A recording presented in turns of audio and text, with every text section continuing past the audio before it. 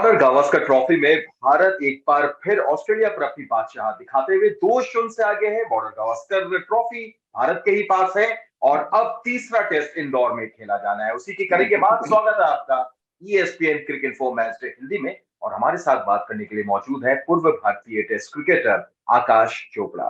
बहुत बहुत स्वागत आकाश आपका। थैंक यू सैयद जी।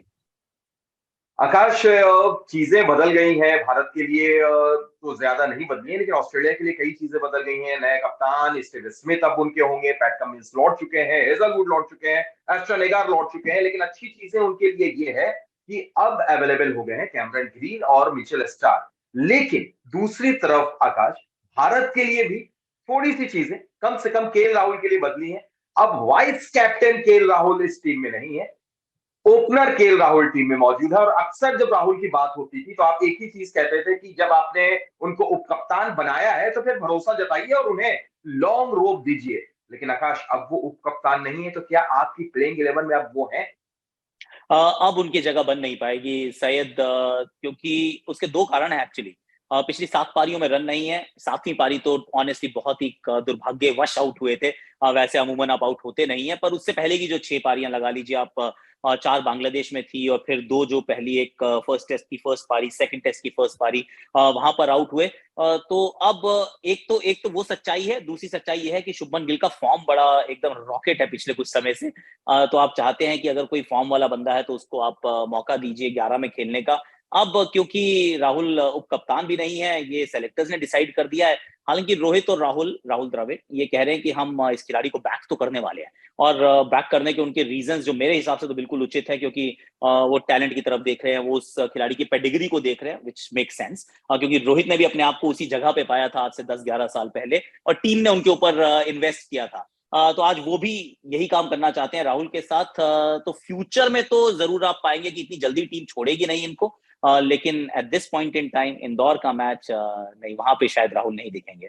रोहित शर्मा की अगर बात की जाए तो एक वक्त था आकाश जब कहा जाता था कि एशिया के डॉन ब्रैडमैन है जहीर अब्बास। लेकिन घर में डॉन ब्रैडमैन अब होते चले जा रहे हैं रोहित शर्मा। ये आंकड़ा देख लीजिए आप, कम से कम 30 पारियों में सबसे ज्यादा अगर किसी ने बनाया तो ब्रैडमैन के बाद रोहित शर्मा। और इनक्रेडिबल एक्चुअली, इनके जीवन में 2 बहुत बड़े किस्से हुए हैं, जिसमें एक हुआ था जब इनको वनडे में ओपन कराने का फैसला लिया गया था। उस समय आंकड़े बहुत साधारण चल रहे थे। सवाल था कि टीम में रहना चाहिए नहीं रहना चाहिए। आई थिंक 30 ऑड इनिंग्स थी, जिसमें शायद 25 के करीब का औसत रहा होगा, don't hold me to it, पर ऐसे ही कुछ था। तो उसमें वहां पर टीम ने कहा कि हम इनको ड्रॉप नहीं करेंगे, हम इनको एलिवेट करेंगे, हम इनको ओपन कराएंगे। रेस्ट एज दे से, उसके बाद हिस्ट्री है। वनडे का मतलब इनसे बढ़िया ओपनर शायद आपको मॉडर्न जनरेशन में ना दिखे। टेस्ट क्रिकेट के अंदर भी जब तक मिडिल ऑर्डर में खेल रहे थे लग रहा था कि 50-50 है, कहाँ जाएगा career, we really don't know. और फिर उस समय भी ये टीम सिलेक्शन ने, टीम मैनेजमेंट ने ये फैसला लिया कि नहीं, अभी हम प्रियंक पांचाल, अभिमन्यु ईश्वरन की तरफ नहीं देखेंगे। We are going to invest once again in Rohit Sharma as an opener. और ये जो आप जो 30 इनिंग्स बता रहे हैं, इसमें से मुझे लग रहा है कि majority of innings as an opener है। और जब ये खेल रहे हैं तो फिर क्या कमाल ही खेल रहे हैं। तो इनके जीवन के जो 2 महत्वपूर्ण अध्याय रहे हैं वो है जब टीम मैनेजमेंट डिसाइड किया कि बतौर मिडिल ऑर्डर सेलेक्ट किया था, लेकिन बतौर ओपनर खिलाएंगे, और उसके बाद इन्होंने पीछे मुड़ के नहीं देखा है। स्पिन बहुत अच्छा खेलते हैं और डोमिनेट करते हैं। जो खेलने का अंदाज है वो इनको बहुत निराला बनाता है। बिल्कुल आकाश, कुछ वैसी उम्मीद इंदौर में भी रहेगी जहाँ छोटी बाउंड्री है और उसकी पिच को भी माना जाता है कि बल्लेबाजों के लिए अच्छी रहती है। उस पर हम आएंगे, आपसे उसके बारे में भी जानेंगे। लेकिन उससे पहले जो एक समस्या भारत को सता रही है टॉप 5 बैटर्स की, वहां पर कहीं ना कहीं अगर रोहित शर्मा को हम छोड़ दें तो उसके अलावा कोई भी बल्लेबाज अपने आप को उस श्रेणी में नहीं रख पा रहा है जिसके लिए वो जाने जाते हैं। श्रेयस अय्यर भी पिछले मुकाबले में कुछ खास नहीं कर पाए। विराट कोहली का भी बल्ला अभी तक शांत नजर आ रहा है। चेतेश्वर पुजारा से के ऊपर भी जो टैग लगा हुआ है वो नजर नहीं आ रहा है। तो कितनी बड़ी रिस्पॉन्सिबिलिटी मिडिल ऑर्डर के बल्लेबाजों के लिए होगी आकाश? और मेरा सवाल आपसे इसलिए भी, एक आकाशवाणी के साथ विराट कोहली से क्या बड़ी पारी की उम्मीद हम करें? बड़ी पारी यानी शतक की। देखिए, विराट कोहली खिलाड़ी ऐसे हैं कि बड़ी पारी की उम्मीद तो जब भी वो बैट पकड़ के अंदर जाते हैं हमें उम्मीद होती है कि यार बड़ी पारी आने वाली है। पर सच ये भी है कि अगर इनके आप पिछले 10-12-15 मतलब 10-11-12 कुछ आप टेस्ट इनिंग्स उठा के देखेंगे तो एक भी अर्धशतक नहीं है। रन इनके वो बांग्लादेश वाले श्रृंखला में भी नहीं बने थे। इनके अभी तक भी 44 3 पारियों में हाईएस्ट है। दोनों पारियों में आउट भी हो गए थे, तो उम्मीद तो हमेशा रहती है, कोहली नाम है इनका, एक विराट पारी की उम्मीद एक बार फिर रहेगी। श्रेयस अय्यर बहुत अनफॉर्चुनेट थे, अगर आप उनका जो पहला डिसमिसल देखेंगे दिल्ली वाला, आई मीन वही जो हमने अभी राहुल की बात की, तो वो केएल राहुल पे, वो श्रेयस अय्यर पे भी वही लागू होती है कि वैसे आप आउट होते नहीं, आपने ऐसे करके शॉट मारा, वो पैड पे लगी हो, कहीं से जाके किसी ने पकड़ ली, ऐसे अमूमन आउट नहीं होते हैं आप, पर वो भी बेचारे इस तरीके से आउट हुए थे। दूसरी पारी में अच्छा खेल रहे थे, तो श्रेयस अय्यर से मैं उतना परेशान नहीं हूं, क्योंकि बांग्लादेश में भी रन बनाकर आए हैं। इनको आपने जब जब मौका दिया, इन्होंने एशियाई कंडीशंस में बहुत अच्छा प्रदर्शन किया है। चेतेश्वर पुजारा से रन चाहिए, जैसा बांग्लादेश में खेले थे, कमाल खेले थे, और वैसे रन्स की उम्मीद जरूर लगाएंगे, क्योंकि इंदौर का मुझे टेस्ट मैच याद आता है, रन बॉल 100 बनाए थे इन्होंने सेकंड इनिंग्स में न्यूजीलैंड के सामने। सब कह रहे थे कि इनको बैटिंग के लिए भेजे या ना भेजे, भाई गए थे और बहुत कमाल बैटिंग की थी, तो रन्स तो चाहिए। देखिए, हर बार आप 140 पे 5 नहीं हो सकते, अगर आप 140 से 5 हर बार होंगे और हर बार आपको अक्सर अश्विन और जाडेजा बचाएंगे, तो फिर थोड़ा सा इंट्रोस्पेक्शन करना जरूरी रहेगा, और राहुल तो शायद होंगे नहीं यहाँ पे, तो वैसे भी अब एक नया बल्लेबाज आने वाला है।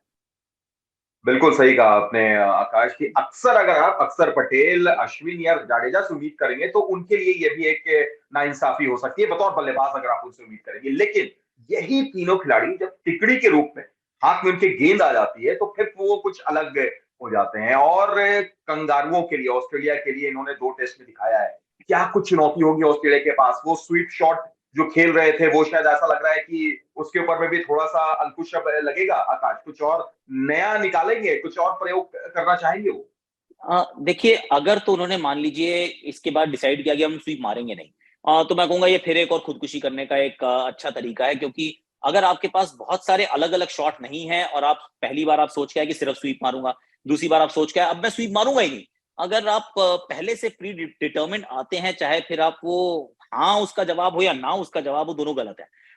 तो खासतौर से ऐसी पिचेस पे जहां बॉल टर्न होनी है, खासतौर पे ऐसे गेंदबाजों के सामने जो आपको बहुत देर तक पकड़ के रखने वाले हैं, आसानी से रन नहीं बनाने देंगे। उम्मीद मैं जरूर ये करूंगा कि थोड़ा सा अपने डिफेंस में थोड़ा और कॉन्फिडेंस दिखाएं ऑस्ट्रेलिया के बल्लेबाज, स्वीप मारे जरूर, क्योंकि नहीं मारेंगे तो रन नहीं बना पाएंगे, लेकिन सिर्फ स्वीप ना मारे, थोड़ा सा आप कदमों का इस्तेमाल भी कर सकते हैं। बिल्कुल। और चुनौती की जब बात हुई है तो पिच की चुनौती पर भी हम बात कर लेते हैं आकाश। हालांकि यहाँ पर अभी तक भारत ने सिर्फ 2 टेस्ट मैच खेले हैं, दोनों में ही जीत मिली है। और अगर एक दिवसीय रिकॉर्ड की बात की जाए, लिमिटेड ओवर की बात की जाए, तो बड़े बल्लेबाजों के लिए ये पिच पैराडाइज मानी जाती है। लेकिन क्या वैसे ही पिच मिलेगी, यहाँ पर ड्राई पिच मिलेगी? स्पिनर का रोल कितना रहेगा? ऑस्ट्रेलिया की तरफ अगर नजर डालें तो वहां पर मिचेल स्टार्क और कैमरन ग्रीन का कॉम्बिनेशन कैसा रहेगा? क्या वही वो 3 स्पिनर के साथ जाएंगे और 2 तेज गेंदबाज यानी स्टार्क और कैमरन ग्रीन? देखिए, मैंने ना at the time of recording जब हम आपस में बात कर रहे हैं, तो मैंने कुछ पिक्चर्स देखी हैं दूर से।